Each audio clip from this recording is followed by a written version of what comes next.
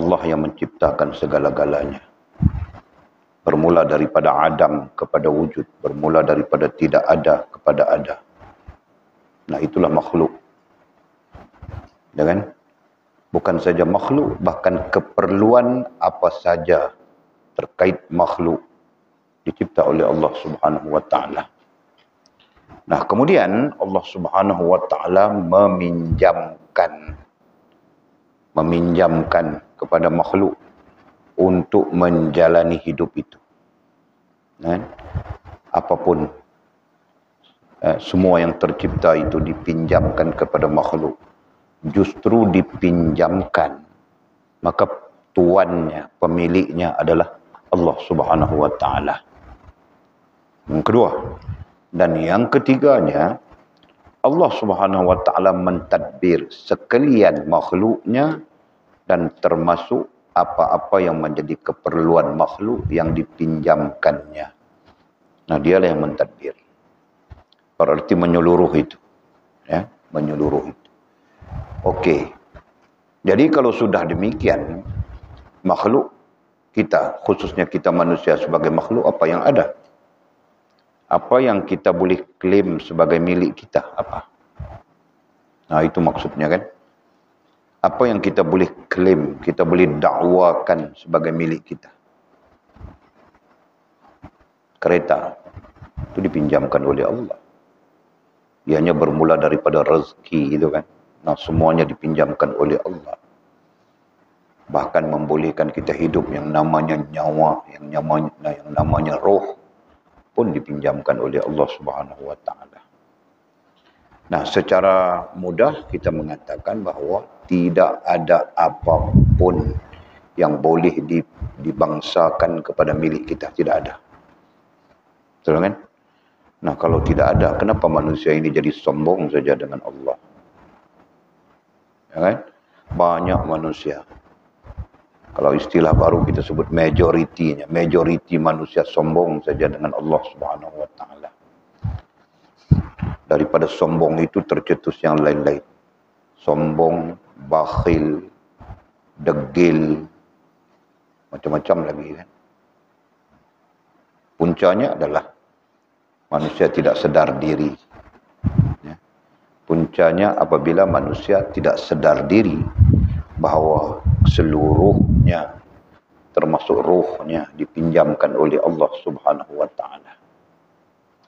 Okey, mudah-mudahan kita menjadi orang yang faham tentang itu dan menjadi kesedaran kita, ya, menjadi bahagian daripada kesedaran kita bahawa seluruh perkara dipinjamkan oleh Allah. Ya kan? Ini termasuklah sihat, sakit, cantik, tak cantik, semuanya dipinjamkan oleh Allah. Ya kan? Allah pinjamkan kita segar, sihat.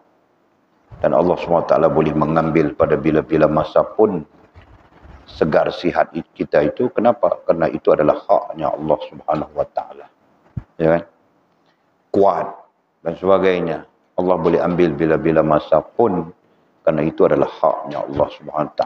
Nah, itu termasuklah dalam hal-hal yang lain. Matamu, telingamu, fikiranmu, ya kan? Semuanya boleh diambil oleh Allah Subhanahu wa taala. Masya Allah, tabarakallah. Nah, justru itu kata musannif, hai saudaraku, sucikan olehmu akan hatimu bagi Allah. Justru itu, bersihkanlah, sucikan ay bersihkanlah, ya, akan hatimu, hati kita, setiap kita, bagi Allah. Maksudnya untuk Allah, bagi, untuk, kerana, nah itu terkait Allah SWT. Jadi dengan demikian hati kita perlu dibersihkan, ya, untuk Allah SWT semata-mata, daripada mensertakan, mensertakan artinya kita meletakkan selain daripada Allah Subhanahu wa taala di dalam hati kita. Mensertakan boleh saja kita katakan menggandingkan, kan? Menyamakan. Nah, itu boleh saja. Jadi di hati kita itu perlu diletakkan Allah Subhanahu wa taala secara mutlak. Nah, jangan disertakan dengan yang lain. Yang lain itu apa? Katanya amanah Allah. Yang lain itu amanah Allah Subhanahu wa taala. Jadi apa yang diamanahkan Allah Subhanahu wa taala? Nah, itulah yang kita sebutkan tadi, yang dipinjamkan oleh Allah Subhanahu wa taala kepada kita untuk menjalani hidup. Nah, itu adalah amanah. Ya. Yang dipinjamkan oleh Allah Subhanahu wa taala kepada kita untuk menjalani hidup. Ini kalau orang-orang di semester 1 perlu ingat ini. Kita berbincang dasarnya hidup dengan mati. Mati ada artinya, hidup ada artinya. Belajar ke belum? Hidup artinya apa? Belajarlah. Belajar boleh jawablah, hidup artinya apa? Apa artinya hidup? Kau jangan angguk-angguk saja, aku mana faham. Hidup artinya apa?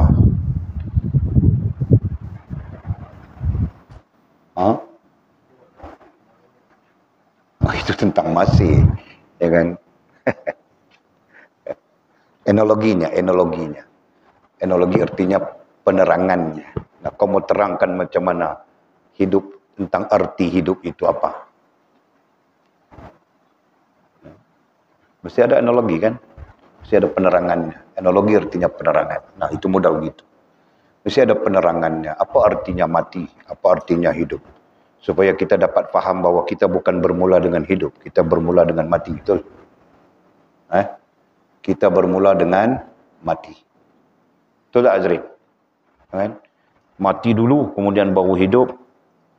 Hidup dalam satu jangka masa. Dikaitkan dengan masa. Baru kait yang kau sebut tadi. Betul? Nah, kemudian mati lagi. Mati. Kemudian dihidupkan oleh Allah Subhanahu wa taala. Berarti kita bermula dengan mati, hidup, mati dan hidup semula untuk alam akhirat. Ya kan? Nah, jadi ada pengertian khusus terkait dengan mati dan hidup. Yang kita kena faham. Ini berkait dengan orang-orang belajar ya, orang-orang ahli ilmu. Orang-orang yang tidak ahli ilmu, mana kita tahu dia fahamkah, dia tidak fahamkah, dia tahukah, dia tidak tahukah, mana kita boleh apa ya kan? Nah, kita. Okey, nah Walid saja tanya saja untuk melihat perkembangan pembelajaran. Nanti Walid akan mulakan lagi di sana. Okey. Itu terkait tasawur. Okey, jadi sucikan olehmu akan hatimu. Daripada awal musannif menggunakan istilah sucikan. Maksudnya perlu kita bersihkan daripada hati kita. Ya, hati adalah alat untuk berkomunikasi dengan Allah Subhanahu wa taala. Hati adalah perasaan dan adalah bahagian daripada kerohanian. Bahagian daripada alat kerohanian. Nah, itu tidak perlu tulislah. Walid sebut semua daripada awal lagi. Saja Walid sebut berulang-ulang supaya ingat. Ya kan? Okey. Jadi artinya apa? Artinya sesuatu yang kita perlu bersihkan daripada hati kita. Jangan biar dia ada di dalam hati kita. Jangan biar dia menguasai perasaan kita. Apa? Mensertakan dalam hatimu selain Allah. Apa selain Allah itu? Amanah Allah. Apa amanah Allah itu? Ya, diri kita sendiri rohaniah dan jasmaniah dan sekalian keperluan dan segala keperluan untuk kita hidup sampai kepada mati. Nah, itu amanah. Jadi sekaligus menunjukkan kepada kita apapun adalah amanah. Kalau tadi Syarif sebut masa adalah amanah. Betul kan? Nah, dipinjamkan oleh Allah Subhanahu wa taala kepada kita masa. Betul. Bahkan hidup itu sendiri adalah amanah, dipinjamkan kepada kita hidup, dipinjamkan kepada kita nyawa, dipinjamkan kepada kita semua. Dipinjamkan kepada kita keperluan-keperluan lain berupa makan, minum dan sebagainya. Dipinjamkan kepada kita, nah apa kita mau cakap ya? Yang terkait dengan keperluan hidup kita, semuanya dipinjamkan oleh Allah Subhanahu wa taala dan setiap pinjaman itu menjadi amanah kepada kita. Nah, kenapa disebut amanah? Kerana nanti akan disoal oleh Allah Subhanahu wa taala. Nah, nanti akan ditanya oleh Allah Subhanahu wa taala di hari akhirat kelak. Semua orang akan ditanya tentang segala yang dipinjamkan oleh Allah kepada kita ataupun segala amanah Allah SWT itu. Tidak ada yang terlepas. Nah, banyaklah hadis-hadis di sana nanti kalau kita belajar yang mendukung perkataan ini banyak. Kita ditanya tentang harta, kita ditanya tentang umur, kita ditanya tentang masa, kita ditanya tentang anak isteri, kita ditanya tentang suami, kita ditanya tentang saudara mara kita, kita ditanya tentang rakan-rakan teman-teman kita, kita ditanya tentang makan minum kita. Nah, tidak ada yang terkecuali daripada disoal oleh Allah Subhanahu wa taala. Nah, itu. Kenapa? Karena semuanya itu adalah amanah. Nah, itu yang sesuatu yang kita perlu pegang secara falsafah ya. Tidak ada yang milik kita, melainkan semuanya amanah.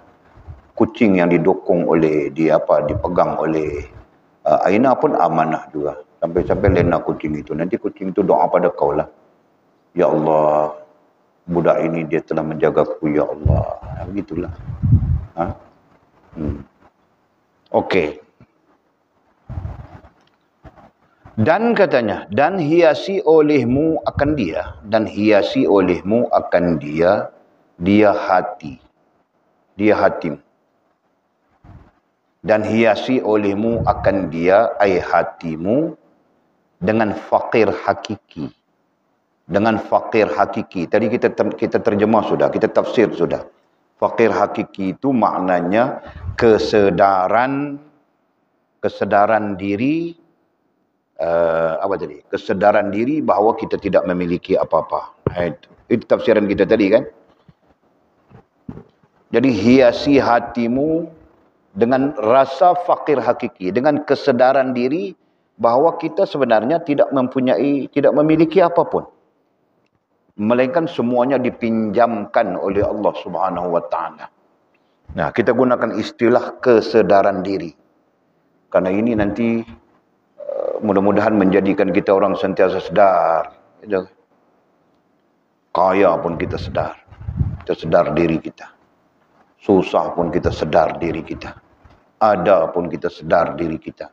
Tidak ada apapun kita sedar diri kita. Begitu kan? Nah, mudah-mudahan dengan izin Allah SWT. Dan hiasi olehmu akan dia, ai hatimu, dengan fakir hakiki. Dhabit semua ya, fakir hakiki, lagi sekali kita dhabit, iaitu sedar diri bahawa kita tidak memiliki apapun. Nah, itu hakiki, pada hakikatnya. Kita tidak ada apapun. Semua dipinjamkan oleh Allah. Nah, itu hakikat. Ketika Allah mau mengambilnya, Allah boleh mengambilnya bila-bila masa pun. Kau maukah, kau tidak maukah? Nah, Allah boleh ambil. Boyfriend lari, Allah ambil boyfriend. Itu hak Allah kan, dia boleh ambil bila-bila masa. Girlfriend lari, menangis bawah pokok kopi. Nah, Allah boleh ambil bila-bila masa. Itu hak Allah SWT, betul. Yang kau mau menangis, mau apa sampai syirik kepada Allah, buat apa? Nah, ini yang terjadi ya. Apabila terlepas daripada kita sesuatu yang mungkin sudah mempengaruhi hati kita. Nah, kita sampai jadi syirik kepada Allah. Nah, itu mungkin ya. Nah, ini kebanyakan terjadi. Baik itu berupa makhluk, benda, hal dan perkara. Nah, artinya apa? Artinya amanah itu mempengaruhi hati kita selain daripada Allah. Sepatutnya yang mempengaruhi hati kita itu ialah Allah. Apa-apa yang berkaitan dengan Allah. Itu kan? Tidak lewat solat. Menangis kita, ya Allah ampunkanlah kerana lewat solat. Nah, itu sepatutnya. Ya, kita bukan saja lewat solat. Bahkan kadang-kadang tidak solat pun kita tidak rasa apa-apa. Ya, kenapa? Nah, kerana Allah tidak mempengaruhi hati kita. Hati kita tidak terpengaruh dengan Allah. Sebaliknya hati kita terpengaruh dengan amanah Allah Subhanahu wa taala. Puncanya kenapa? Puncanya kerana kita tidak sedar diri. Itu maksudnya. Jadi apabila kata musannif, hiasi olehmu akan dia, ya, hiasi hati kita, masukkan ke dalam hati kita, tanamkan di dalam hati kita, ya kan, tambat ikat di dalam hati kita dengan fakir hakiki, dengan rasa sedar ataupun sedar diri bahawa kita adalah fakir hakiki, kita adalah hamba yang tidak memiliki apa-apa pun melainkan dipinjamkan oleh Allah, ya, fakir hakiki kepada Allah. Dan katanya, dan buang olehmu akan dakwah. Dan buang olehmu, buang apa? Buang daripada hatimu. Dan buang daripada hatimu, daripada perasaanmu akan dakwah. Apa maksud dakwah di situ? Dakwah dakwi lah. Kita dakwah itu milik kita, ini milik kita, itu milik kita, ini milik kita. Nah, dakwaan seperti itu perlu dibuang daripada hati kita. Ya, melainkan dalam konteks manusia dengan manusia itu biasa saja, itu dipanggil tabi'i, ya kan? Tapi dalam konteks syar'i, dalam konteks kita dengan Allah Subhanahu wa taala, nah, tidak ada apapun yang menjadi milik kita, melainkan semuanya milik Allah Subhanahu wa taala.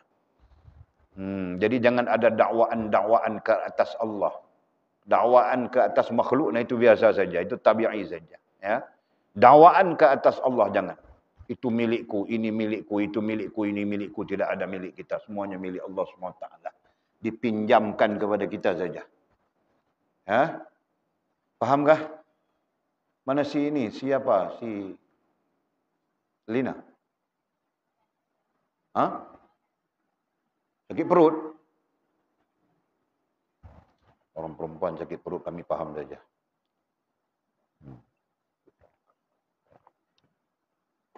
Walid sakit seorang sudahlah, kamu orang sakit buat apa? Hah? Kamu jawab apa? Kamu jawab apa, Aina? Walid sakit seorang sudahlah, kamu orang sakit buat apa? Kamu jawab apa? Kamu jawab apa?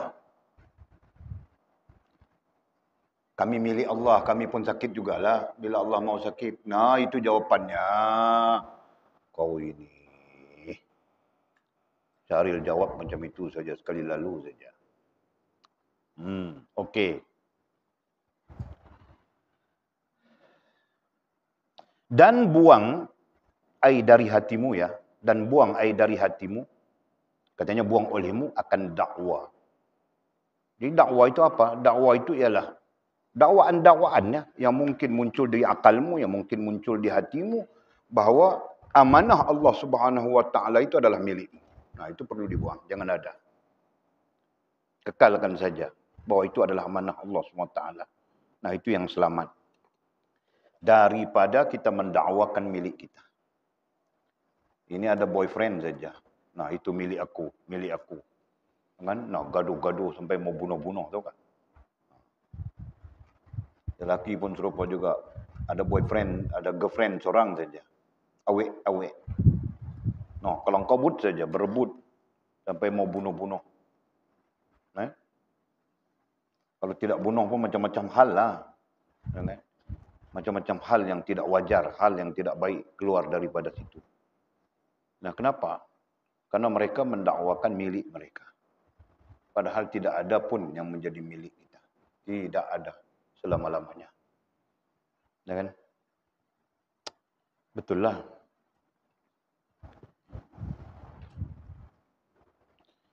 Kerana sekalian barang yang di dalam 7 petala langit katanya. Kerana sekalian barang, ini istilah saja. Sekalian barang merujuk kepada apapun, segala apapun. Istilahnya sekalian barang. Segala apapun. Nah, kalau kita tadi sebut segala apapun, dua sisi. Satu sisi makhluk, benda, hal dan perkara. Ya kan? Segala apapun. Sisi kedua ialah keperluan-keperluan untuk kita hidup. Nah, dua sisi itu. Satu, makhluk, benda, hal dan perkara. Nah, itu objek ya, objektif. Objektif dia. Kemudian, yang menjadi keperluan untuk kita hidup. Nah, itu sisi subjektifnya. Apa saja keperluan? Mungkin keperluannya itu mata, telinga, kaki, tangan, semua-semua. Yang menjadi keperluan untuk kita hidup. Ya. Nah, itu dimaknakan dengan sekalian barang ataupun segala sesuatu. Nah, itu bahasa sekarang. Kerana sekalian barang ai segala sesuatu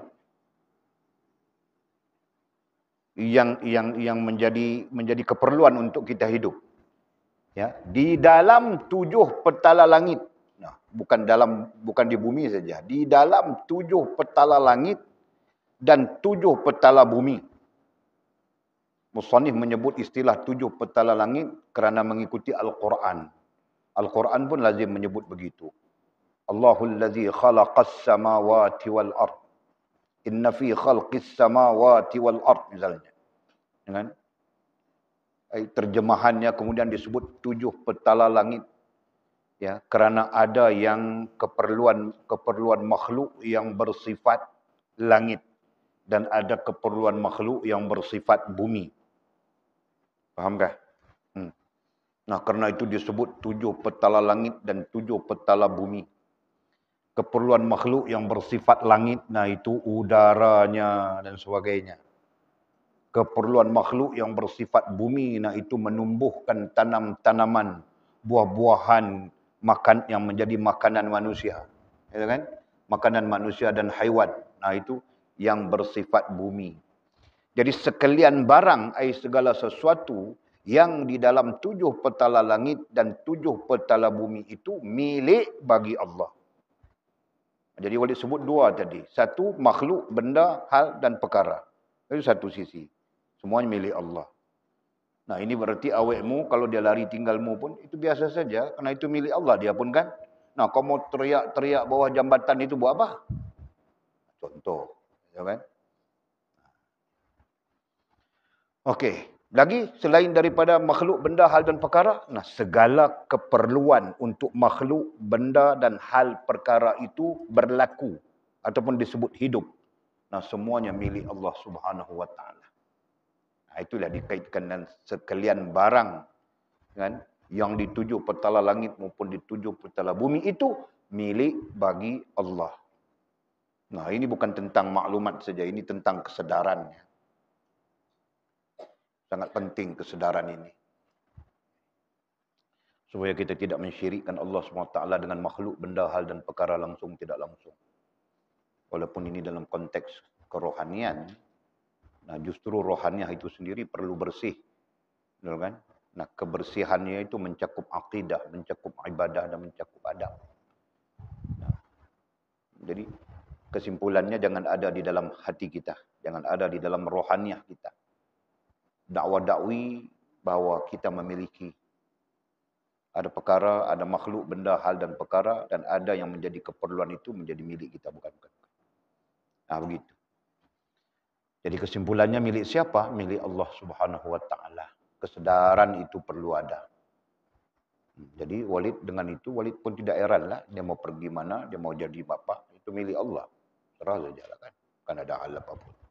Nah, begitu. Okey. Adapun barang yang ada pada engkau, adapun barang sama sajalah makna tadi adalah segala sesuatu. Adapun barang segala sesuatu yang ada pada engkau, yang ada pada kita. Nah, ada itu menyeluruh ya. Ma'ruf, bukan majhul. Ada itu majhul, bukan ma'ruf. Artinya apa? Artinya yang kita tahu, yang kita tidak tahu, yang kita faham, yang kita tidak faham. Ya kan? Nah itu maknanya yang ada pada engkau daripada segala hamba sahaya. Nah musannif kasih contoh zahir. Contoh zahirnya apa? Segala hamba sahaya. Nah ini zaman dulu. Ya, memiliki hamba sahaya. Dan harta benda. Nah, ini musannif mendatangkan contoh untuk menunjukkan kepada kita makna barang, segala sesuatu itu. Hamba sahaya dan harta benda. Nah, harta itu kau ada apa? Duit kah? Apakah? Kan? Tidak kiralah apapun. Dan anak, begitu juga anak. Nah, anak isteri kah? Suami kah? Itu terkait saja semuanya. Dan jasad katanya, dan jasad, demikian juga jasad kita. Dan roh. Nah, ini lagi luas pengertiannya daripada anak isteri, suami, harta dan hamba sahaya itu, betul kan? Lebih luas pengertiannya. Maksudnya adapun barang segala sesuatu yang ada pada engkau, yang ada pada kita, daripada segala hamba sahaya dan harta dan anak, ya kan? Dan yang lebih besar daripada hamba sahaya, harta dan anak itu adalah jasad dan rohmu sendiri. Roh dan jasadmu sendiri. Nah, itu pun milik Allah Subhanahu wa taala. Nah, itu penjelasan musannif. Langsung tidak langsung. Nah, ini berarti harta, anak, suami, istri dan apa saja yang berkaitan itu kecil saja. Itu adalah perkara kecil saja. Sedangkan yang besar itu roh dan jasadmu. Nah, itu pun milik Allah Subhanahu wa taala. Paham ya? Kemudian katanya dan sekalian hawas. Sekalian hawas. Apa makna hawas diberikan di sini? Hawas mana? 84. Yang ini panca indera, betul lah. Ya kan? Dan sekalian hawas. Hawas terjemahan ada sudah di situ, panca indera. Ya, satu sisi hawas itu maknanya keperluan-keperluan untuk hidup, macam Maulid cakap tadi. Ya kan? Dan sekalian hawas, keperluan-keperluan untuk hidup. Kalau di sini disebut panca indera saja. Panca indera itu mata, telinga dan sebagainya, betul kan? Nah, ini bukan mata, telinga saja. Apa saja yang kau perlukan untuk hidup, makan, minummu, pakaimu, bla bla bla bla. Nah, itu semua. Dan sekalian hawas dan kuat katanya. Begitu juga kuat. Kuat artinya upaya. Bagi kita disebut upaya. Kuat upaya. Nah, upaya untuk bekerja, upaya untuk buat itu ini, upaya untuk makan. Makan pun kalau tidak ada upaya jangan main, tahu kah? Makan pun tidak boleh. Ha? Di hospital itu kadang-kadang dulu Walid jaga, ayah Walid di hospital, Walid tengok yang makan pun tidak upaya sudah. Melainkan dia apa? Dipakai tube saja masuk, injek. Pakai serin itu. Picit masuk melalui tube dengan tube itu, pipe itu dimasukkan di dalam usus, dalam perut sana. Sampai begitu. Nah, itu menunjukkan tidak upaya lagi memakan. Allah, insyaAllah. Ya. Okey, jadi kesimpulannya secara ringkasnya di sini ya. Apa yang namanya ruh dan jasad. Nah, itu merujuk kepada entiti yang paling besar. Kemudian hawas, artinya keperluan-keperluan untuk hidup roh dan jasad itu. Kemudian upaya ataupun keupayaan. Nah, itu juga keperluan untuk roh dan jasad itu menjalani hidup. Nah, setelah itu datanglah harta, datanglah anak, datanglah suami, datanglah isteri, datanglah apapun, ya kan? Sekaliannya itu Allah beri pinjamkan di kau jual. Itu maksud Musa. Semuanya itu Allah beri kita pinjam. Allah pinjamkan kepada kita. Ya. Jadi kalau sudah begitu, seperti mana kita sebutkan tadi, apa yang kita ada. Nah, kau sengaja mendakwakan. Itu milikmu, ini milikmu. Nah, kemudian kau bakhil-bakhil dengan Allah. Kau sombong-sombong dengan Allah Subhanahu wa taala. Itu yang selalu terjadi kepada kita kan. Okey.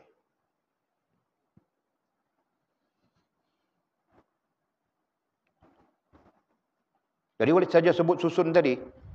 Jadi kalau kau mau susun dalam analogi, dalam peneranganmu, penjelasanmu, nombor satu kau dhabitkan jasad, ruh dan jasad. Itu nombor satu. Nombor dua, hawas. Keperluan kepada ruh dan jasad kita. Nombor tiga, kuat. Yang kita tauhidkan tadi apa? Upaya. Kuat ataupun upaya itu. Nah, kalau sudah ada roh, sudah ada jasad hidup, sudah ada keperluan, tapi tidak ada upaya. Nah, berarti orang yang akan bela kita kan? Nah, begitulah. Okey. Nah, setelah kau ada upaya, kau pun bekerja, kau pun terlibat mencari dengan upayamu, kau pun terlibat mencari keperluanmu. Nah, ketika itu barulah muncul yang namanya harta, nombor 4. Yang namanya harta. Kemudian yang kelima, muncullah anak, isteri. Itu bagi lelaki. Kalau bagi perempuan, muncullah suami, anak sampai 20 orang, 30 orang. Itulah dia yang kelima. Kan? Jadi ada 5 poin di situ. Susun saja pemahamannya. Ya, maksud susun di situ adalah kalau istilah orang-orang master ini istilahnya adalah faktakan. Itu. Ya. Istilah orang-orang master. Itu benar perlu ajar lagi itu. Keliru saja. Faktakan dia. Ketika kau sudah faktakan, baru kau boleh memberi rasional. Baru kau boleh memberi logik dan kau boleh memberi rasional. Jika kau tidak faktakan, kau mau kasih logik macam mana, kau mau kasih rasional macam mana, berserabut saja jadinya.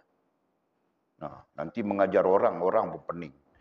Kau mengajar, orang jadi macam mabuk saja dengar kau punya cerita.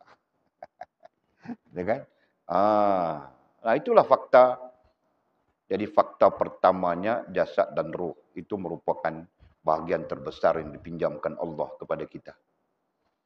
Kalau ada roh saja tidak ada jasad pun mau jadi macam mana? Jadi hantu. Ya kan? Syaril, ya Walid, orang tidak ada suara saja dengar. Nah, berarti jadi hantu sudah. Kan? Kalau dalam pahaman orang-orang Cina, itulah dia.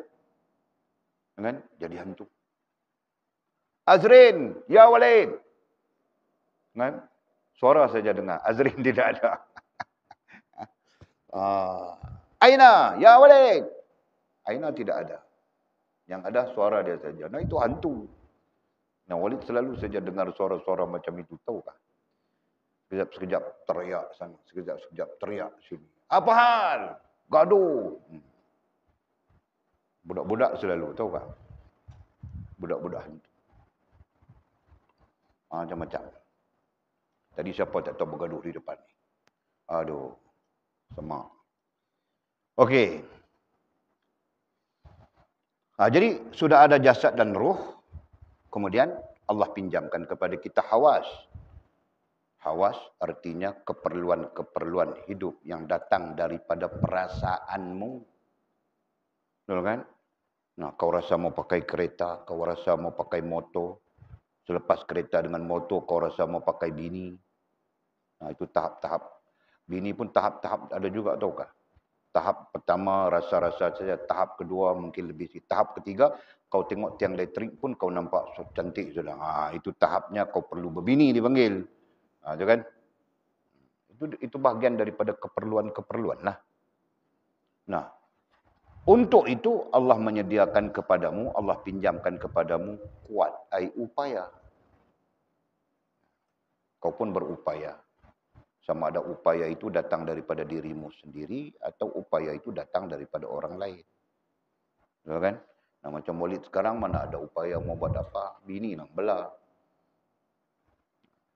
Kalau bini lari, nah Walid pun matilah. Mau buat apa lagi? Betul kan? Bini yang belah. Ya. Okey. Jadi upaya. Nah, setelah adanya upaya, kau pun melakukannya, melaksanakan sesuai dengan keperluanmu, maka nanti terkumpullah apa yang namanya harta. Itu kan? Sama ada harta itu bersifat simpanan dan sebagainya, ataupun bersifat kau membelanjakannya. Okey. Nah, apabila kau ada harta, biasa saja tabiat manusia kan. Dulu Walid pernah fikir, tahukah? Ada duit saja memadai sudah. Nah, Walid pun ada duit. Ketika ada duit, macam tidak sempurna saja hidup. Oh, tidak boleh. Mau ada bini juga. cari bini. Sekali lalu saja 2-3 aku bantai. Kan? Nah, sekali ada bini selesai sudah pun tidak memadai juga, perlu ada kawan. Nah, ini adalah bahagian daripada apa yang dinamakan sebagai keperluan. Okey, nah setelah itu kau pun ada bini. Setelah ada bini maka adalah anaknya. Kan? Setelah ada suami maka adalah anaknya. Nah, begitulah. Ya, pada menggambarkan gambaran-gambaran itu tasawur. Ya, nanti belajar. Kita akan mulakan insya-Allah. Walid bagi sihat sikit, Walid akan mulakan pelajaran tasawur. Tasawur itu apa? Tasawur itu gambaran. Gambaran itu apa? Gambaran itu adalah pandangan akal kita. Okey. Jadi semuanya itu dipinjamkan ya, sekaliannya ai semuanya. Sekaliannya ai semuanya itu Allah beri pinjamkan di kau jua. Allah pinjamkan kepada kita. Faham nan? Nah, tidak ada kau boleh dakwakan apapun milikmu. Yang ada pada tubuhmu, rohaniah maupun jasmaniahmu, kau tidak boleh dakwakan itu milik mutlakmu. Ya. Nah, kalau bukan milik mutlak kita apa namanya? Amanah Allah Subhanahu wa taala. Nah, justru amanah itulah kita perlu jaga. Ya, saya jagalah Walid, sebab itu saya mau pakai lipstik, mulut saya kasih merah. Sebab itulah saya mau pakai badak-badak yang macam-macam itu. Supaya kulit saya jadi cantik, saya mau jagalah. Nah, bukan itu kaedah. Itu bukan kaedah. Itu bukan kaedah syar'i, itu kaedah tabi'i. Yang kita belajar sudah. Ya, tabi'i mesti dalam lingkungan syar'i. Ya. Bukan salah pakai bedak, tapi dalam lingkungan syar'i. Bukan salah pakai lipstik, itu dalam lingkungan syar'i. Bukan salah kau mau tunjuk kau punya pusat, tapi dalam lingkungan syar'i. Nah, itu bagi orang lelaki tahu tak? Jangan tunjuk perut boroi. Ya.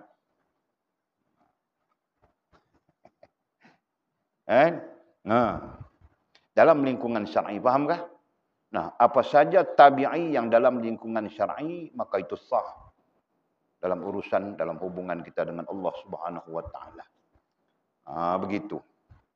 Okey. Allahu akbar. Maka katanya, maka janganlah engkau bangsakan.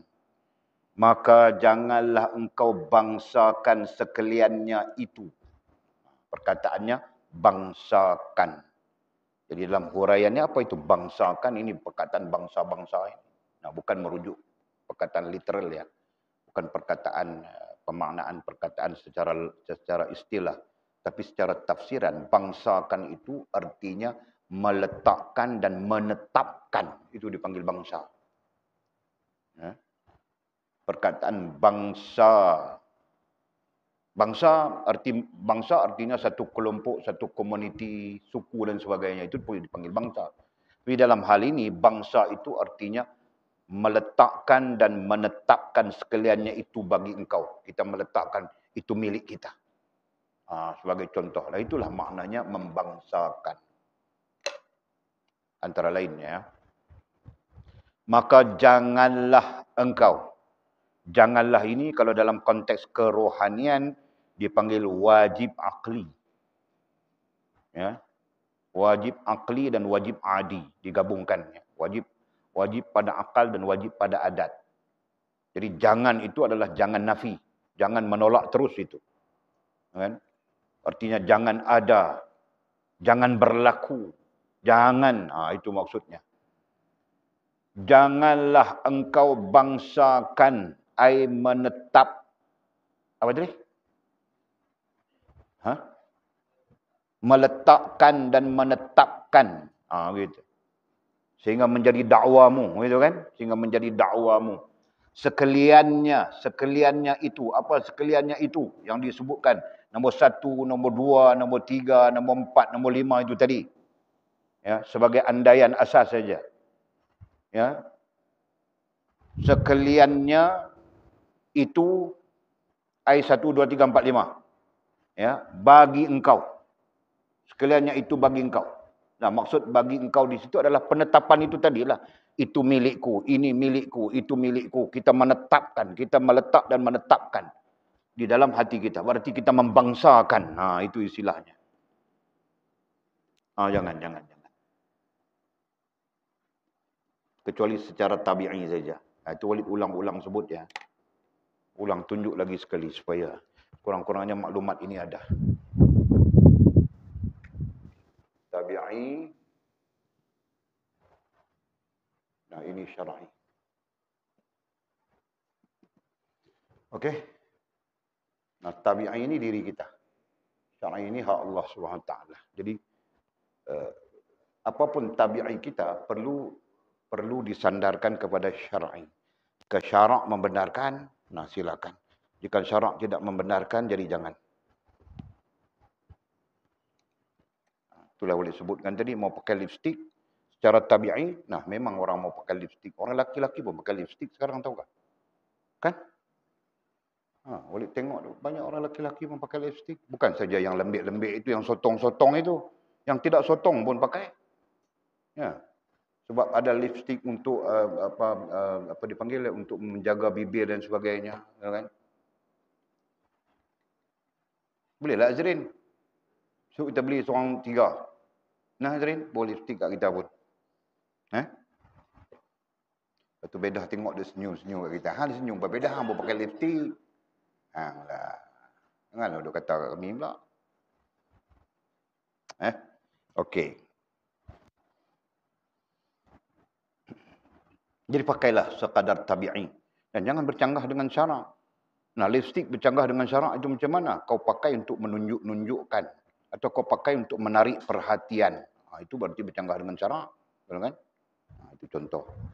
Begitulah dikiaskan kepada pakaian atau apapun. Ya. Baik lelaki, baik perempuan.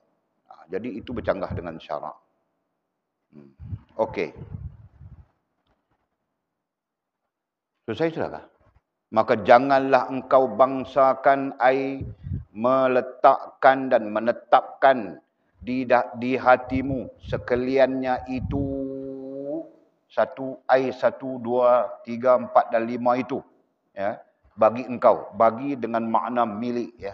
Bagi milik. Sebab kita sedang bercakap topiknya itu. Bagi milik engkau.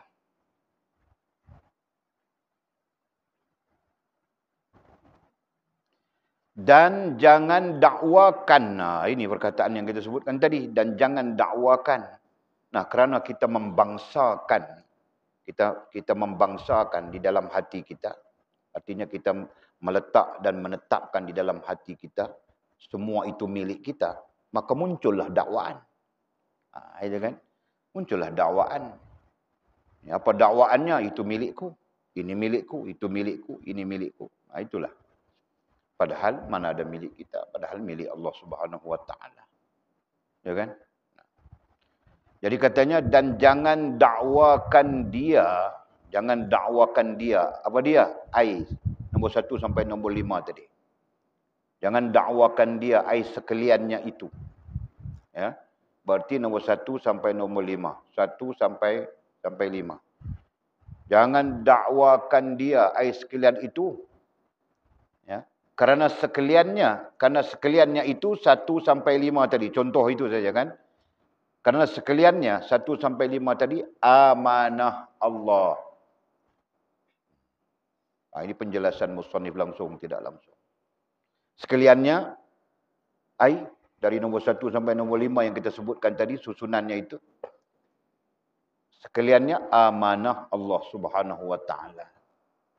Nah, perkataan amanah itu menunjukkan dipinjamkan kepada kita sementara.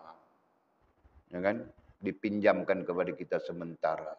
Nah, sebab itulah Walid sekarang tidak larat, sakit, ya kan? Rasa begitu, rasa begini. Nah, kerana yang Allah pinjamkan itu mau habis sudah dia punya tempohnya, expirednya mau sampai sudah, tahukah? Begitulah. Dulu muda Walid tanggung kayu balak sebatang, itu ku tanggung saja. Tahukah? Kau percaya kah? Nah, itulah kau. Kalau Aina biarlah dia percaya, kau ni mau percaya buat apa? Walid cakap. Aina Walid cakap, Walid tanggung itu pun dia percaya. Ni. Ha? Nah, kau percaya kau walid tanggung kayu balak? Ha? Tengok. Kau tidak tahu bah dulu kami pondok laki-laki itu rantau pun tanggung, bukan walid saja. Oh. Cikgu, kau tahu kah pokok cempedak itu berapa pemeluk? 3 pemeluk, 4 pemeluk, tahu kah? Kami tebang dulu. Tanggung letak di atas itu, tanggung letak di atas itu mau bakar. Main kami.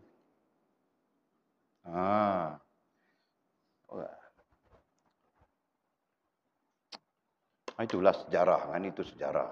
Sekarang kau mau suruh tanggung apa? Kau sepak walid pun rebah di situ saja, tahu kah? Langsung tidak lawan.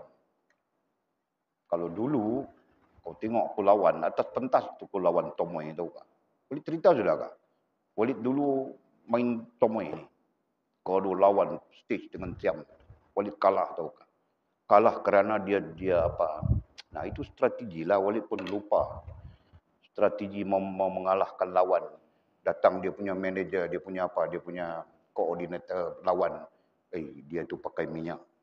Dia punya badan dia sapu minyak babi. Nah, Walid dalam kepala fikir aku mau tombok macam mana dia pakai minyak babi. Nah, kalah point, kalah mata saja tu kan. Walid kalah 2 mata saja. Tidak, aku juara sudah. Itulah. Psycho. Orang panggil psycho, tahu kah? Nah, Walid ahlinya itu dulu.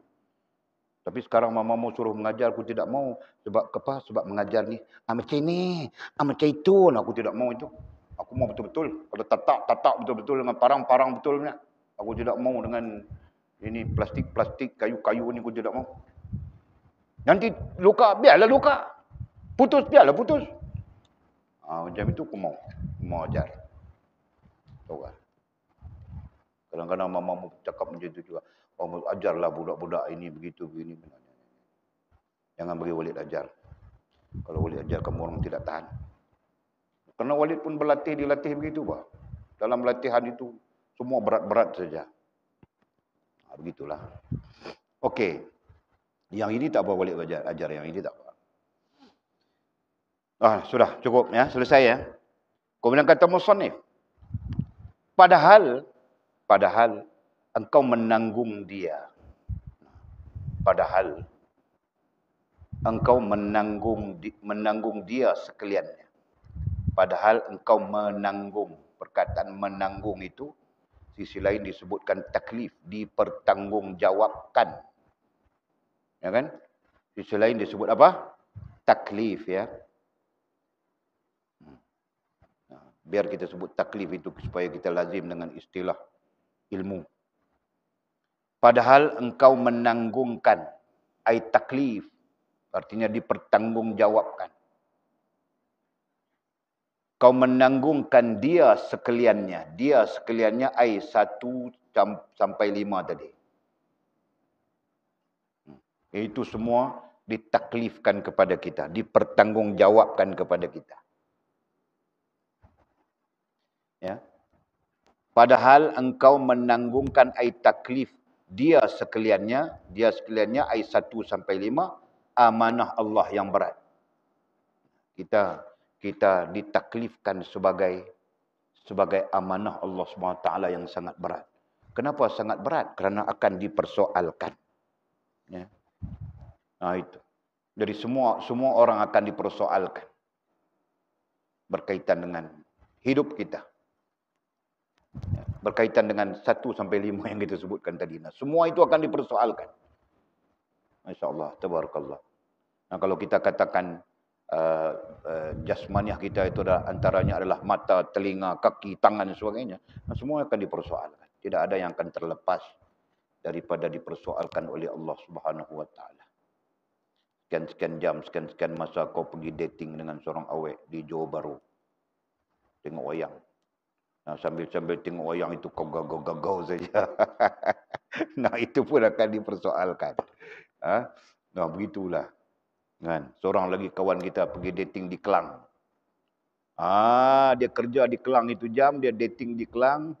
Dia pun bawa-bawa itu pun akan dipersoalkan. Dan siapa saja. Main-main. tentang ini. Ya, Masya Allah, tabarakallah, tabarakallah. Nah, amanah Allah yang berat, ya, dhabit ya.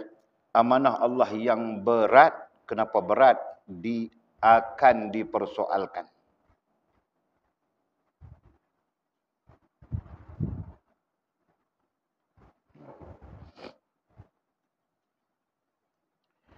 Serta kamu, katanya, serta kamu dakwakan dia dan menaruh kasih sayang. Serta, artinya sedangkan. Perkataan serta itu tidak sesuai. Perkataan yang betul adalah sedangkan. Jadi hazafkan perkataan serta, batalkan serta, gantikan dengan sedangkan.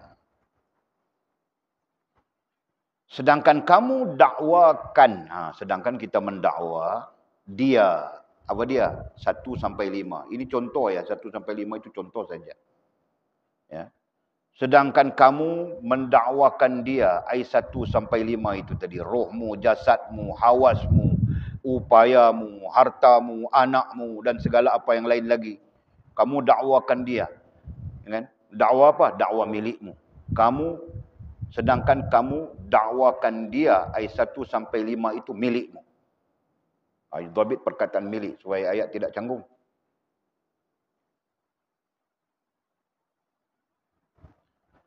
Dan katanya, dan menaruh kasih sayang. Dan menaruh kasih sayang. Dan menaruh kasih sayang dia. Apa dia? 1 sampai 5 yang kita sebutkan tadi. Ya kan? Dan menaruh kasih sayang akan dia. Ayat 1 sampai 5 itu tadi. Di dalam hatimu. Nah, perkataan menaruh kasih sayang ini, kalau sisi lain disebut sebagai mempengaruhi. Mempengaruhi hatimu, mempengaruhi hati kita. Jadi, rohaniah dan jasmaniah hanya itu mempengaruhi hati kita. Sampai-sampai kita tidak sedar diri mungkin begitu kan. Kemudian hawas, kemudian upaya, kemudian harta, kemudian anak pinak dan sebagainya yang berkaitan mempengaruhi hati kita. Nah, karena itu kita dakwakan itu. Kita dakwakan mereka sebagai milik kita. Padahal mereka pun amanah Allah Subhanahu wa taala, ya kan? Amanah Allah kepada kita. Itulah tu. Semuanya akan disoal, semuanya akan disoal. Tidak ada yang terlepas. Suami akan disoal tentang istrinya, tentang anaknya. Istri akan disoal tentang suaminya dan anaknya. Tidak akan terlepas. Pada hari yang Allahu Akbar, pada hari yang tidak ada siapapun berani untuk mengatakan apapun. Ya. Pada hari hisab, pada hari amal kita ditimbang, pada hari kita disoal-soal oleh Allah Subhanahu wa taala. Tidak ada siapapun daripada makhluk berani mengangkat kepala dan berkata apapun. Nah, itu termasuk kita manusia ya. Itu Quran yang menyebutnya. Allah la haula wala quwwata illa billah. Macam mana kita mau jawab? Ya, mau jawab tentang apa? Mau jawab tentang diri kita lagi yang ada di tubuh badan kita yang menjadikan kita hidup. Menjawab keperluan-keperluan kita lagi. Mau menjawab tentang upaya yang dipinjamkan oleh Allah kepada kita lagi. Mau jawab apa-apa yang kita miliki daripada bentuk-bentuk harta dan sebagainya lagi. Mau jawab tentang anak isteri lagi. Allah. Masya Allah. Teruklah kita. Kita tidak diampunkan oleh Allah SWT. Tidak disyafaat oleh baginda Nabi SAW. Allah. Bagaimana kita mau melaluinya. Nah, kemudian katanya. Maka merasai engkau akan kesusahan. Ya. Nah, apabila kita tadi kita sebut perkataan menaruh kasih sayang di dalam hatimu itu artinya mereka mempengaruhi kita, betul kan? Ya. 1 sampai 5 yang kita sebutkan itu mempengaruhi kita. Nah, apabila 1 sampai 5 itu mempengaruhi kita, maka merasai engkau akan kesusahan dan kesakitan dan membimbangkan dengan dia. Inilah yang menyebabkan kita rasa susah. Yang menyebabkan kita rasa sakit. Bukan sakit fizikal ya, tapi maksudnya sakit perasaan, susah kita. Kan? Jadi susah, merasai susah payah itu merupakan bagian daripada kesakitan ruhiyah dipanggil, ya. Kesakitan rohani. Nah, maka merasai engkau akan kesusahan dan kesakitan. Betul lah. Susah itu, susah ini, payah itu, payah ini, sebagainya. Sama sekarang ini, ya, datang anak-anak mau jadi hantu. Ya, ini zaman-zaman anak mau jadi hantu, tahu tak? Bukan mau jadi elok, anak bukan mau jadi elok. Susah untuk jadi elok lah. Kalau bagus dari sudut lain, buruk dari sudut-sudut persekitaran. Artinya apa? Artinya persekitaran kita adalah persekitaran yang tidak salehah. Bi'ah yang ghair saleh, bi'ah yang tidak saleh, bi'ah yang tidak salehah. Ya, yang menyebabkan anak-anak nanti berkembang dengan bi'ah, dengan persekitaran yang tidak saleh dan tidak salehah. Nah, itulah keadaannya. Ya kan? Nah, generasi kamu orang lah, anak-anak kamu orang lah nanti. Kalau walid itu cucu-cucu saja. Ya kan? Nah, cucu pun sama sajalah. Persekitaran kita menjadi persekitaran yang rosak. Berarti perkembangan berdasarkan kepada persekitaran itu nantinya rosak. Nah, itulah. Allah, Masya Allah. La hawla wa la quwata illa billah. Tadi Walid tengok satu video sajalah, Walid mau sambil-sambil menikmati sakit itu, Walid tengok satu video perangai remaja, ya, perangai remaja. Pergi sekolah, masa pergi sekolah ini direkam ya. Betul, ini perkara betul. Masa pergi sekolah pakai tudung, tudung semua. Lepas tu lari daripada sekolah, panjat pagar lari, buang semua tudung, pakai dah jadi macam, yalah, nampaklah segala bisul, segala apa semualah yang perempuannya, kan? Yang lakinya cara lelakinya. Okey. Setelah itu berpoya-poya di kompleks membeli belah. Kan, berpoya-poya, kemudian melakukan maksiat, beromen-romen macam cicak kubing saja, tahukah? Tahu Zarin? Tahu? Dia kompleks membeli belah. Nah, direkam itu semuanya. Kemudian pulang, time pulang. Masing-masing masuk toilet, keluar pakai tudung balik. Pakaian sekolah balik. Ini perangai. Nanti kamu orang jumpa, mau buat isteri. Oh, jatuh cinta dengan itu. Oh, jatuh cinta dengan dia. Mau istrikan dia. Isteri apa? Padahal dia sudah melakukan hal-hal yang menyalahi agama. Tahukah? Kalau sekolahnya 5 tahun, berarti mungkin 4 tahun. Itulah kerjanya. Itulah caranya. 4 tahun. Sekolah 5 tahun kan? 1 sampai 5 berarti 1, tingkatan 1 sampai tingkatan 5. Berarti 5 tahun. Tingkatan 1 mungkin kebingungan lagi. Nah, tapi tingkatan 2, tingkatan 3 dah mula jahat sudah. Mula masuk kepala sudah persekitaran itu. Tahu tak? Nah, keluar sekolah nanti dia pun kerja itu, kerja ini. Kau pun jatuh cinta. Nah, kau sedang jatuh cinta dengan manusia-manusia yang berpenyakit. Nah, itulah. Allahu Akbar. Okey.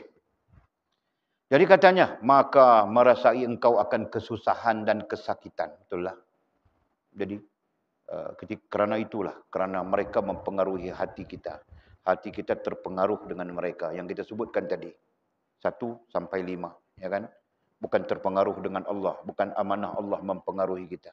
Bukan Allah mempengaruhi kita, ya kan? Tapi perkara-perkara itu yang mempengaruhi kita. Nah, ini menyebabkan kita jadi susah, jadi sakit, jadi payah dan sebagainya, ya. Termasuk dan membimbangkan dengan dia. Termasuk menjadikan kita orang yang sentiasa berbimbang.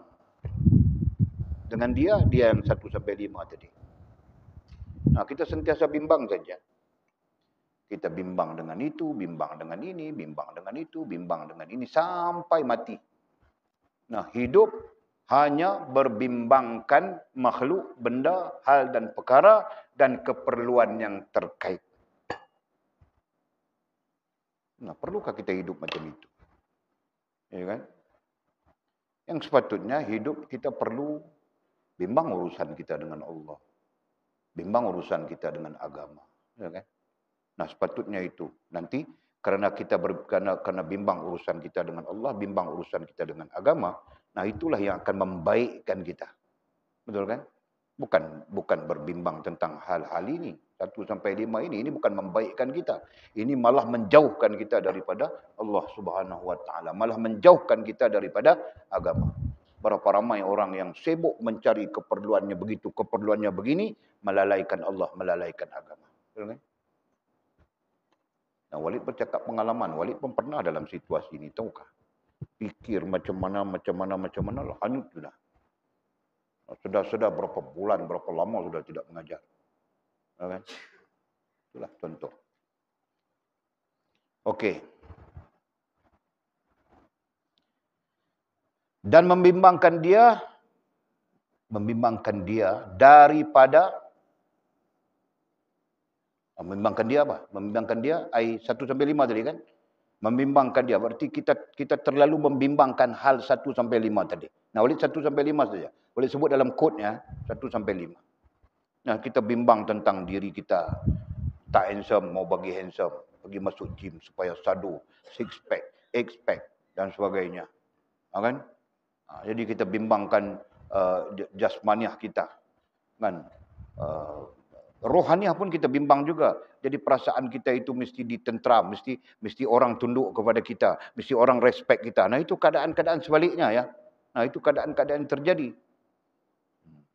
Kemudian kita bimbangkan keperluan-keperluan kita yang tidak pernah cukup. Kita bimbangkan upaya kita, makan segala macam, cap cangkul, tupai jantan, kapal terbang, tongkat Ali, tongkat Musa, tongkat Adam, semua kita makan. Ya kan? Tidak cukup dengan itu, kita order daripada Azrin, madu lebah tualang hutan tempat Azrin. Kau Azrin jangan main-main, nanti kami order, kau cari Azrin. Itu. Kan? Jadi membimbangkan dengan dia. Dia 1 sampai 5 kita sebutkan tadi. Daripada, ini lawannya. Daripada berhadap dengan Allah. Kita lebih bimbangkan itu. Ya, perkara-perkara itu 1 sampai 5 tadi. Daripada berhadap. Perkataan berhadap ini di tempat lain kita sebut tawajuh. Ya kan? Kemudian kita seiringkan maknanya dengan tawakal. Betul? Ya. Ada kait itu.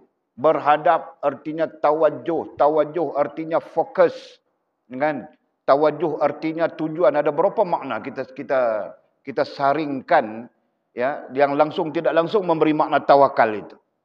Nah, maksudnya apa? Maksudnya kita sampai-sampai hilang tawakal dengan Allah Subhanahu wa taala. Boleh saja kita sebut begitu. Ya. Hilang berhadap dengan Allah, hilang tawajuh dengan Allah, hilang ikatan dengan Allah, hilang tawakal kepada Allah Subhanahu wa taala. Betul lah. Memang begitulah terjadi. Jangan hilang tawakal kepada Allah. Kita lebih bertawakal kepada yang kita sebut 1 sampai 5 itu tadi. Orang yang hartanya banyak, tawakal dia kepada harta. Ya. Terikat dengan Allah itu sikit-sikit saja. Orang yang anak banyak, terikat dia dengan anak. Tawakal dia kepada anak. Nanti apa-apa jadi anak-anakku ada. Misalnya. Yang lain pula terikat dengan bini. Nah, bininya banyak. Terikat dengan bininya. Padahal bini bukan boleh pakai, tahu tak? Bini tunggu kau mati saja. Percayalah. Ya. Dalam 100, 1 pun payah. Walid berhujah ya. Walid ada cukup dalilnya, cukup hujahnya. Kalau ada isteri-isteri yang nak memberontak, termasuk mama nak memberontak, apa ada saja hujahnya. Ada dalilnya disebut oleh Nabi SAW. Sampai-sampai Nabi tidak benarkan kita percaya isteri. Kalau mau percaya, percaya ibumu, bukan istrimu. Faham tak? Supaya kamu orang balik tanam sekarang. Supaya kamu orang nanti, yang, ayang. Apa bang? Ya. Supaya jangan jadi macam itu. Tahu tak? Kalau ada anak-anak aku macam itu, aku suruh menikah 4. Biarlah dia mau kelupur macam mana pun. Faham tak? Sekarang kau angguk sehari. Nanti kau takut bini kau. Dah bini kau pramugari?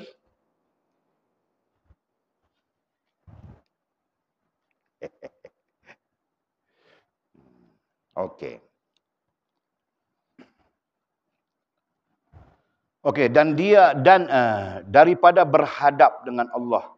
Daripada berhadap dengan Allah. Jadi perkataan berhadap itu dhabitkannya tawajjuh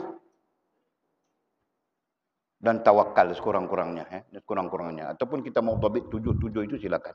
Ada 7 pemaknaan yang kita sudah sebutkan. Terkait dengan tawajjuh. Perkataan berhadap itu, perkataan Arabnya tawajjuh. Perkataan tawajjuh itu ada di dalam nas yang kita bacakan. Ya. Kita pun baca dalam doa iftitah. Wajjahtu wajhiya lillazi fataras samawati wal. Itulah tawajjuh. Aku menghadapkan diriku, rohaniah dan jasmaniah kepadamu ya Allah, Tuhan yang menciptakan 7 petala langit dan 7 petala bumi. Itu yang kita baca dalam doa iftitah ya. Nah, itu berhadap, itu tawajjuh. Nah, maksudnya sepatutnya hati kita tawajjuh kepada Allah. Sampai-sampai menjadikan kita tawakal kepada Allah SWT. Itu sepatutnya. Kenapa? Karena orang mukmin itu hanya bertawakal kepada Allah. Wa 'alallahi falyatawakkalul mu'minun. Orang beriman hanya bertawakal kepada Allah SWT. Tetapi malang. Sebaliknya. Yang ditutupkan atas kamu, katanya. Apa maksud yang ditutupkan? Kalau ikut dhabit ini, yang ditutupkan, yang dituntutkan. Boleh saja. Kan?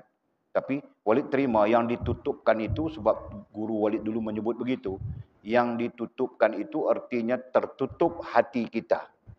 Tertutup perasaan kita, tertutup hati kita. Terhadap Allah Subhanahu Wa Taala oleh 1 sampai 5. Itu. Jadi nombor 1 sampai nombor 5 yang kita sebutkan itu telah menutup hati kita. Telah menutup perasaan kita terhadap Allah Subhanahu Wa Taala. Sampai-sampai kita bimbangkan mereka. Kita tidak pernah bimbang urusan kita dengan Allah. Urusan kita dengan agama. Urusan akhirat kita. Nah, itu maksudnya. Jadi kalau dituntutkan, jadi maknanya apa? Ditutupkan, dituntutkan. Nah, berarti padahal mereka itu amanah saja kepada kita. Nah, kalau kita mau pakai perkataan dituntutkan. Ya kan? Nah, padahal 1 sampai 5 itu amanah kepada kita. Yang akan dipersoalkan oleh Allah Subhanahu Wa Taala. Nah, itu maksudnya. Allah, Masya Allah, Tabarakallah, Tabarakarrahman. Selesai ya? Belum. Daripada berhadap dengan Allah yang ditutupkan atas kamu. Ya. Nah, ada 2 pemaknaan lah. Satu pemaknaan ditutupkan itu artinya tertutup perasaan kita terhadap Allah. Kan? Ataupun kita lebih kepada mereka daripada Allah dan sebagainya. Jadi pemaknaan yang kedua, nah itu ada di dhabitnya itu. Dituntutkan. Itu. Atas kamu tiap-tiap ketika. Jadi logiknya, dituntut kepada kita setiap ketika adalah berhubung dengan Allah. Betul? Berhadap kepada Allah SWT. Bukan berhubung dengan makhluk 1 sampai 5 yang kita sebutkan. Bahkan bersusah payah berbimbang-bimbang dengan mereka. Itulah. Ya. Allah. Terus ya. Maka jika engkau serahkan segala amanah ini kepada empunyanya. Maka jika engkau serahkan. Serahkan ya. Ini ada huraiannya. Serahkan berarti kembalikan segala amanah ini kepada empunyanya. Dahulu daripada sampai ketika ambilnya. Empunyanya Allah Subhanahu Wa Taala. Empunyanya ay Allah. Maka jika engkau serahkan segala amanah ini kepada empunyanya dahulu daripada sampai ketika ambilnya, nescaya senanglah. Jadi sama-sama maknanya. Sekiranya kita ini serah. Serah itu dari mana tawakal tadilah.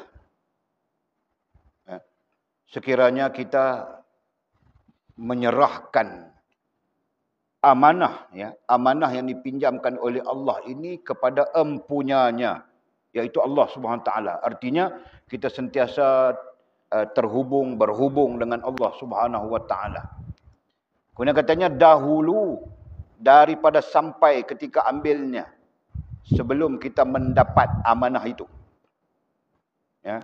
Sebelum mendapat amanah itu, kita terhubung dan berhubung dengan Allah Subhanahu Wa Taala. Boleh faham tak? Ini macam keadaan kita lah yang belum menikah, belum apa, belum segala-galanya ini. Nah, hubungkanlah dirimu dengan Allah SWT. Nanti amanah yang berlaku ke atasmu, misalnya nanti, ya kan, kau sudah tahu bahawa ini perlu dihubungkan dengan Allah Subhanahu Wa Taala, ya. Begitu jugalah dengan apa saja yang terkait dengan diri kita. Ringkasnya, kita memahami amanah Allah Subhanahu Wa Taala itu yang dipinjamkan kepada kita. Ataupun lebih tepatnya, sedar diri kita. Seperti mana kita sebut di awal tadi. Begitu. Okey. Nescaya kalau berlaku begitu, kalau kita sedar, dari awal kita sedar, dari awal kita tahu, dari awal kita faham ini adalah amanah, kita berhubung, kita cuma tawakal kepada Allah, dipinjamkan oleh Allah dan sebagainya, akan disoal oleh Allah sebagainya. Nescaya senanglah kamu katanya. Nescaya senanglah kamu. Nescaya kita akan jadi mudahlah. Senang di situ dengan makna mudah. Ya. Senanglah kamu daripada berat menanggung dia. Jadi mudahlah kita daripada berat menanggung dia. Berat menanggung dia ayat 1 sampai 5 yang kita sebutkan itu. 1 sampai 5 itu bukan tahqiq ya. Ini contoh. Begitulah hal-hal yang lain terkait dengan kehidupan kita. Ya, nanti kau fokus 5 itu saja. Bukan, 5 itu contoh saja. Segala-galanya lah. Segala-galanya. Itu. Jadi katanya, nescaya senanglah kamu. Senanglah ai hati ya. Senanglah ai hati, ai perasaan. Senanglah hati, ai perasaan kamu. Daripada berat menanggung dia. Daripada berat menanggung dia. 1 sampai 5 tadi. Dan daripada duka cita dunia. Dan daripada duka cita dunia. Apa maksud duka cita dunia? Nafras lah. Kecewa, itu tidak jadi, ini tidak jadi, itu tidak dapat, ini tidak dapat. Nah, itu dibangsakan dengan duka cita dunia. Nah, itu maksudnya. Kan? Suka pada abang itu, tapi abang itu suka pada orang lain. Tak jadi. Fras. Stres. Kan? Toreh-toreh tangan. Ya, Walid pernah ada student yang macam itu, tahukah? Ini cerita dululah. Toreh-toreh tangan. Tengok-tengok. Apa kena tangan kau? Tak ada apalah. Padahal toreh-toreh tangan. Kesnya apa? Kesnya fras. Awek tidak mau pada dia saja. Itulah menunjukkan bodoh kan. Okey. Nah, saya senanglah hati kamu daripada berat menanggung dia. Maksudnya, berat menanggung itu sebab hati kita terpengaruh oleh mereka, ya, bukan Allah Subhanahu Wa Taala. Dan daripada duka cita dunia seperti mana kita sebutkan tadi, fras lah, kecewa kerana tidak mendapat atau memiliki sesuatu yang kita anggap milik kita. Dan jadi engkau suci hati. Dengan demikian jadilah kita suci hati, hati yang bersih. Dan jadilah engkau, jadilah kita. Kalau begini keadaannya, jadilah kita orang yang bersih hatinya. Serta Allah. Bersih hati serta Allah. Bersih hati dengan Allah. Hati kita bersih. Ya, yang ada dalam hati kita Allah Subhanahu Wa Taala. Dan putuslah engkau daripada segala was-was. Bahkan apabila dalam hati kita ada Allah, dalam hati kita yang mempengaruhi hati kita adalah Allah, putuslah engkau daripada segala was-was. Nah, ini akan memutuskan segala was-was. Apa itu was-was? Was-was itu artinya tidak yakin. Ya. Was-was artinya tidak yakin ataupun dimaknakan secara analogi, secara penjelasan. Was-was artinya putus, hilang, bukan putus ya. Hilang yakin pada perasaan kita. Yang pada dasarnya, pada awalnya mungkin kita yakin dengan Allah. Sikit sebanyak. Nah, putus dia, hilang dia. Itu makna was-was. Dan kerunsingannya, katanya. Dan kerunsingannya, runsing. Runsing ini perkara akal. Ya. Runsing adalah perkara akal. Walaupun makna runsing itu adalah bimbang. Makna bimbang adalah runsing. Boleh saja disepakati. Ya. Tapi dari sudut puncanya, dia adalah perkara akal. Berarti akal kita yang tidak tetap, ya, berpusing-pusing main di situ. Dan itu menyebabkan kita runsing disebut. Jadi runsing ai bimbang. Itu. Putuslah engkau daripada segala was-was dan kerunsingan ai bimbang, dan lepas daripada segala percobaan, dan lepas kita, lepas, terlepas, berlepas mungkin di situ, daripada segala percobaan ai ujian. Daripada segala percobaan ai ujian. Yang kita pun bincang sudah. Hidup adalah ujian, betul kan? Nah, mudah-mudahan kita terlepas daripada segala percobaan, daripada ujian itu, dan fitnah dunia. Dan lepas kita daripada fitnah dunia. Apa artinya fitnah dunia? Yang boleh menyebabkan kita lupa lalai kepada Allah Subhanahu wa taala. Nah, itu dibangsakan kepada fitnah dunia. Dan segala geluh kesah, katanya, dan segala geluh kesah, segala keluh kesah lah. Keluh kesah. Keluh kesah itu datang daripada rasa tidak puas hatilah, itulah, inilah. Itu keluh kesah. Dan jadi engkau suci hati, ai bersih hatinya, bersih perasaannya, bersih akalnya. Serta Allah, bersama dengan Allah. Dan putuslah engkau daripada segala was-was, ai putus keyakinan. Dan kerunsingannya ai berbimbang. Dan lepas daripada segala percubaan ai ujian. Dan fitnah dunia ai sesuatu yang merosakkan hubungan kita, melupakan dan melalaikan kita dengan Allah. Dan segala geluh kesah ai keluh kesah.